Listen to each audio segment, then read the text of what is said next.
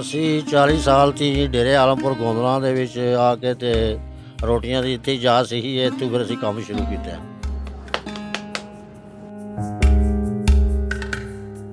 ਵਾ ਰੋਟੀ ਜਿਹੜੀ ਹੈ ਨਾ ਇਹ ਬੰਦੇ ਪਿੰਡਾਂ ਦੇ ਜਿਹੜੇ ਨੇ ਚੌਕੀ ਲੈਣ ਲੱਗ ਪਏ ਨੇ, ਬੰਦੇ ਵੀ ਕਲੋਵਾਂ ਵੀ ਚੌਕੀਆਂ ਹੋ ਗਈਆਂ ਨੇ, ਉਹ ਨਾਲ ਤੰਦੂਰ ਵੀ ਲੱਗ ਗਏ ਨੇ। ਥੋੜ੍ਹੀ ਥੋੜ੍ਹੀ ਰੋਟੀ ਜਿਹੜੀ ਹੈ ਉਹ ਫਿਰ ਮੁਹੱਲਿਆਂ ਦੇ ਤੇ ਉਹ ਪਿੰਡਾਂ ਦੇ ਬੰਦੇ ਜਿਹੜੇ ਨੇ ਉਹ ਲੈ ਲੈਂਦੇ ਨੇ।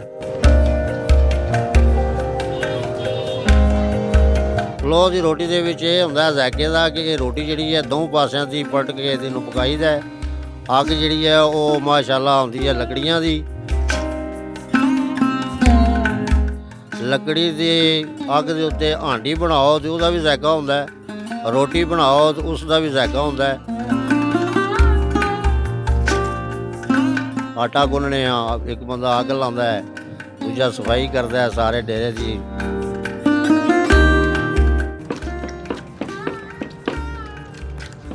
ਜਿਤਨਾ ਆਰਡਰ ਹੋਵੇ ਭਾਵੇਂ ਸ਼ਾਮਾਂ ਤੱਕ ਹੋਵੇ ਫਿਰ ਅਸੀਂ ਪਕਾਉਂਦੇ ਰਹਿੰਦੇ ਹਾਂ ਰੋਟੀਆਂ।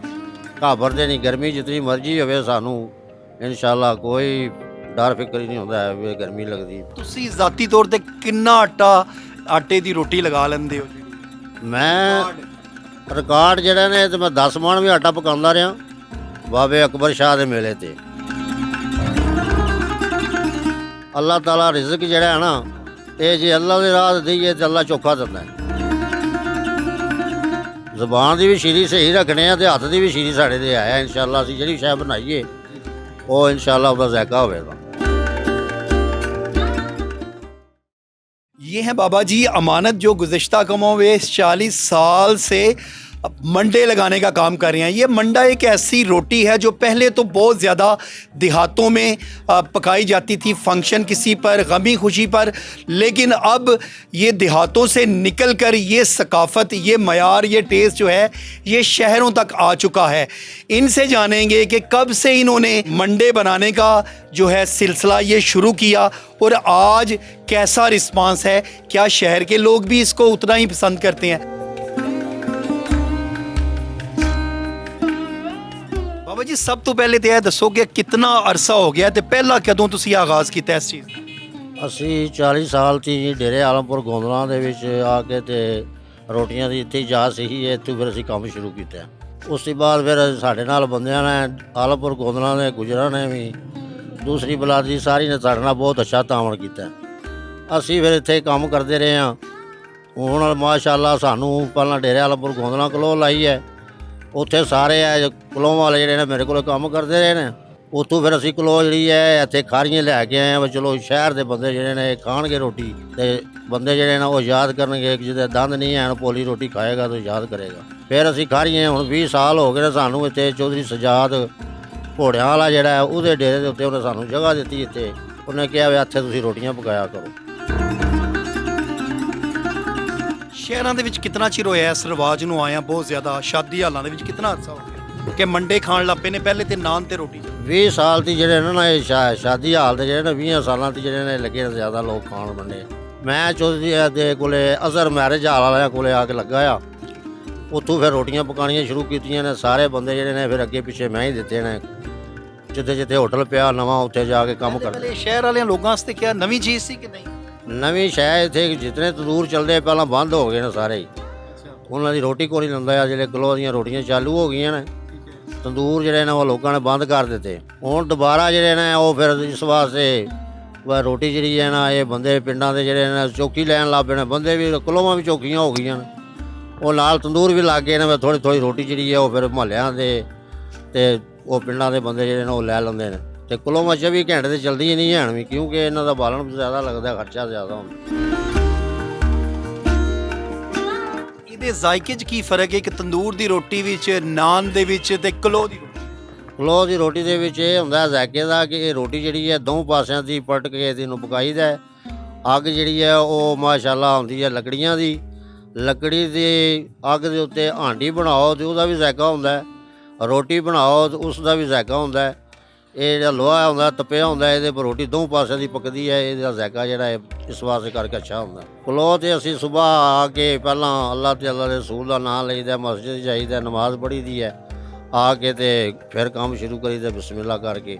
ਆਟਾ ਗੁੰਨਣੇ ਆ, ਇੱਕ ਬੰਦਾ ਅੱਗ ਲਾਉਂਦਾ ਹੈ, ਦੂਜਾ ਸਫਾਈ ਕਰਦਾ ਹੈ ਸਾਰੇ ਡੇਰੇ ਦੀ, ਤੇ ਸਫਾਈ ਸਫੂਈ ਕਰਕੇ ਤੇ ਫਿਰ ਅਸੀਂ ਰੱਬ ਦਾ ਨਾਮ ਲੈ ਕੇ ਤੇ ਸ਼ੁਰੂ ਹੋ ਜਾਂਦੇ ਹਾਂ। ਸਾਸੀ ਦਿਹਾੜੀ ਜਿਤਨਾ ਆਰਡਰ ਹੋਵੇ ਭਾਵੇਂ ਸ਼ਾਮਾਂ ਤੱਕ ਹੋਵੇ ਫਿਰ ਅਸੀਂ ਪਕਾਉਂਦੇ ਰਹਿੰਦੇ ਹਾਂ ਰੋਟੀਆਂ, ਘਾਬਰਦੇ ਨਹੀਂ। ਗਰਮੀ ਜਿਤਨੀ ਮਰਜ਼ੀ ਹੋਵੇ ਸਾਨੂੰ ਇਨਸ਼ਾਅੱਲਾ ਕੋਈ ਡਰ ਫਿਕਰ ਹੀ ਨਹੀਂ ਹੁੰਦਾ ਵੀ ਗਰਮੀ ਲੱਗਦੀ। ਬਾਬਾ ਜੀ ਤੁਸੀਂ ਜ਼ਾਤੀ ਤੌਰ ਤੇ ਕਿੰਨਾ ਆਟੇ ਦੀ ਰੋਟੀ ਲਗਾ ਲੈਂਦੇ ਹੋ? ਮੈਂ ਰਿਕਾਰਡ ਜਿਹੜਾ ਨੇ ਤੇ ਮੈਂ 10 ਮਣ ਵੀ ਆਟਾ ਪਕਾਉਂਦਾ ਰਿਹਾ ਬਾਬੇ ਅਕਬਰ ਸ਼ਾਹ ਦੇ ਮੇਲੇ ਤੇ। ਹੁਣ ਮੈਂ ਥੋੜਾ ਕਮਜ਼ੋਰ ਹਾਂ, ਹੁਣ ਜਿਹੜਾ 7 ਮਣ ਆਟਾ ਜਿਹੜਾ ਨਾ ਇਹ ਮੈਂ ਇਕੱਲਾ ਪਕਾ ਦਿੰਦਾ। ਮੈਂ ਦੇਖਿਆ ਤੁਸੀਂ ਲੱਗੇ ਰਹਿੰਦੇ ਹੋ ਬੜੀ ਸਪੀਡ ਦੇ ਨਾਲ, ਦੂਜਿਆਂ ਬੰਦਿਆਂ ਦੇ ਨਾਲ ਰਲ ਕੇ ਰੋਟੀਆਂ ਬਣਾ ਕੇ ਸੁੱਟੀ ਜਾਂਦੇ ਹੋ ਤਵੇ ਤੇ ਇਹਦੀ ਵਜ੍ਹਾ ਤੋਂ ਤੁਹਾਡੀ ਕੋਈ ਵਰਜ਼ਿਸ਼ ਵੀ ਹੋ ਜਾਂਦੀ ਹੈ ਤੇ ਕੋਈ ਬਿਮਾਰੀਆਂ ਤੋਂ ਵੀ ਦੂਰ ਰਹਿੰਦੇ ਹੋ ਜਾਂ ਕੋਈ ਨਹੀਂ? ਇਨਸ਼ਾਅੱਲਾ ਬਿਮਾਰੀਆਂ ਦੀ ਵੀ ਦੂਰ ਹਾਂ ਤੇ ਸਾਨੂੰ ਪੀਰਾਂ ਦੀਆਂ ਦੁਆਵਾਂ ਨੇ। ਲੋਕ ਅਗਰ ਆ ਜਾਂਦੇ ਨੇ, ਕੋਈ ਰੋਟੀ ਛੋਟੀ ਕੋਈ ਮਾੜਾ ਬੰਦਾ ਆ ਜਾਂਦਾ ਜਿਹਦੇ ਕੋਲੇ ਪੈਸੇ ਥੋੜ੍ਹੇ, ਚਿਕਨ ਦਾ ਮਾੜਾ ਹੋਵੇ ਉਕਣ ਦਾ ਕੰਮ ਕਰ ਦਈਦਾ, ਉਸ ਨੂੰ ਗੁੰਜਾਇਸ਼ ਵੀ ਕਰ ਦਈਦੀ ਹੈ। ਜੇ ਉਹ ਨਾ ਕੋਈ ਪੈਸਾ ਦੇ ਸਕਦਾ ਹੋਵੇ ਤੇ ਫਿਰ ਵੀ ਅੱਲਾ ਦੇ ਆਸੇ ਤੁਹਾਨੂੰ ਦੇ ਦਈਦੀ ਹੈ ਰੋਟੀ ਵਿੱਚ, ਚਲੋ ਆਪਣਾ ਵਕਤ ਪਾਸ ਕਰ ਲੈ। ਬਾਕੀ ਜਿਹੜੇ ਨੇ ਇਹ ਕੋਈ 1-2 ਰੋਟੀ ਵਾਲਾ ਆ ਜੇ ਦਿਹਾੜੀ, ਜਿਹਨੂੰ ਭੁੱਖ ਲੱਗੀ ਹੋਵੇ ਉਹ ਆ ਕੇ ਰੋਟੀ ਦਿਓ ਉਹਨੂੰ ਦੇ ਦਈਦੀ। ਤੁਸੀਂ ਤਾਂ ਰਹਿੰਦੇ ਰਿਜ਼ਕ ਵਿੱਚੋਂ ਸਾਰਾ। ਅੱਲਾਹ ਤਾਲਾ ਰਿਜ਼ਕ ਜਿਹੜਾ ਹੈ ਨਾ ਇਹ ਜੇ ਅੱਲਾ ਦੇ ਰਾਹ ਦੇਈਏ ਤੇ ਅੱਲਾ ਚੋਖਾ ਦਿੰਦਾ। ਤੇ ਸਾਨੂੰ ਇੱਥੇ 20 ਸਾਲ ਹੋ ਗਏ ਨੇ ਖਾਰੀਏ ਸ਼ਹਿਰ ਪੁਲੇ ਦੇ ਨਾਲ ਸਾ ਡੇਰਾ ਲਾਇਆ। ਅੱਲਾ ਨੇ ਸਾਨੂੰ ਇੱਥੋਂ ਹੀ ਰਿਜ਼ਕ ਦਿੱਤਾ ਹੈ ਤੇ ਜਦੋਂ ਦੇ ਅਸੀਂ ਲੱਗੇ ਹਾਂ ਤਾਂ ਹੋਰ ਰਿਜ਼ਕ ਵੱਧਦਾ ਜਾਂਦਾ ਹੈ ਮਾਸ਼ਾਅੱਲਾ। ਇੱਥੇ ਮੁਲਾਜ਼ਮ ਸਾਡੇ ਕੋਲ ਨਾ 6 ਮੁਲਾਜ਼ਮ ਨੇ, ਜਿਨ੍ਹਾਂ ਵਿੱਚੋਂ ਅਸੀਂ ਕੁਝ ਘਾਟ ਤੋੜਦੇ ਨੇ, ਕੁਝ ਆਪਣੇ ਲੱਗੇ ਰਹਿੰਦੇ ਨੇ ਇੱਥੇ ਕੰਮ ਕਰਨ।